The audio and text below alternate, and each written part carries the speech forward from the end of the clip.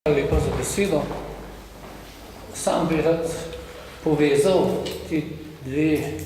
pravici, se pravi pravica do človekovega dostojanstva in pa pravico, ekonomsko pravico, kajti v naši družbi sta ti dve pravici ali kršenje teh dveh pravic tudi razlog stanja, v katerem se nahajamo. In zato sem tudi v tej izjavi zapisal, da je Huda jama na nek način preizkusni kamen in kot se velikokrat dogaja, še zdaj se ponavlja, da nekateri celo žive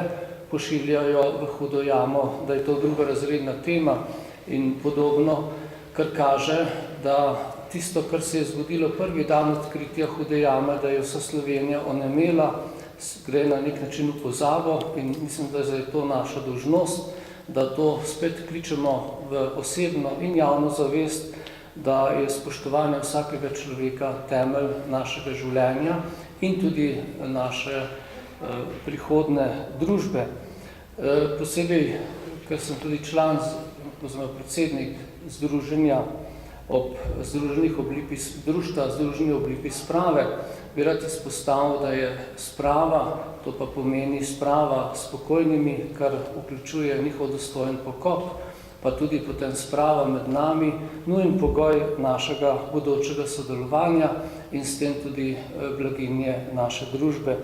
Zato je seveda potrebno, da se vsi zavedamo pomena človeških vrednot, kot je zapisal Weiler, je naša ustava na nek način shramba, kjer se hranijo te vrednote in potrebno je, da jih oživljamo, da jih širimo in dan človekovih pravic je spodbuda za ta prizadevanja. Želel bi, da bi se naša družba bolj pogovarjala o tem, na kakšnih vrednotah bomo gradili svojo prihodnost. To pa pomeni, da na nek način izročila naših prednikov, krščanska, pa tudi druga, če hočete, liberalna, resnično liberalna načela, kar pomeni spoštevanje človekove svobode, dostojanstva vsakega človeka in spoštovanje tudi medsebojnega sodelovanja, kar je tudi v naši družbi oteženo, ker dialog na nekaterih področjih sploh ni mogoč, o določenih temah se sploh ni mogoče pogovarjati, nismo pripravljeni, da bi tisto, kar nas najbolj boli, skupaj dogovorili in tako omogočili, da ljudje normalno zaživijo. Vse te stvari so bistvenega pomena za prihodnost naše družbe in tudi vse, kar se nam dogaja, da delamo vedno nove žrtve, da gospodarsko življenje, socialno življenje in tudi vse ostalo kulturno in duhovno življenje našega naroda ne teče tako, je razlog ravno v tej nepripravljenosti sodelovati za te temeljne človekove osnove v osebnem, predvsem pa seveda v družbenem življenju. Zato osebno mislim, da je potrebno, da se organiziramo, da zagovarjamo stališča predvsem tistih, ki so tudi danes žrtvovani in tudi, kot je izpostavil kolega dr. Šturm,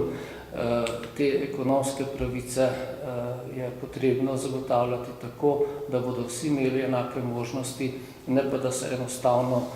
prepreči, da bi določeni ljudje tukaj lahko napredovali. To nas bo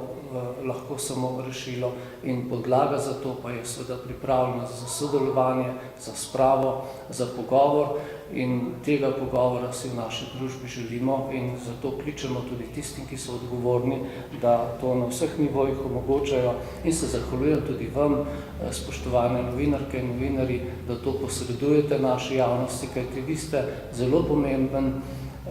dejavnik v teh procesih, kajti vi lahko spodbujate razpravo o teh vprašanjih, vi odpirate prostor, vi omogočate, da bo naša družba lahko ta vprašanja uravnavala in jih tudi urejevala. Tudi po vas se bodo morali ravnati tudi politiki pri svojih odločitvah, s tem pa boste tudi v blago vsem državljanom storili največjo uslugo, da bodo res spoštovane pravice vsakega človeka. Hvala lepa.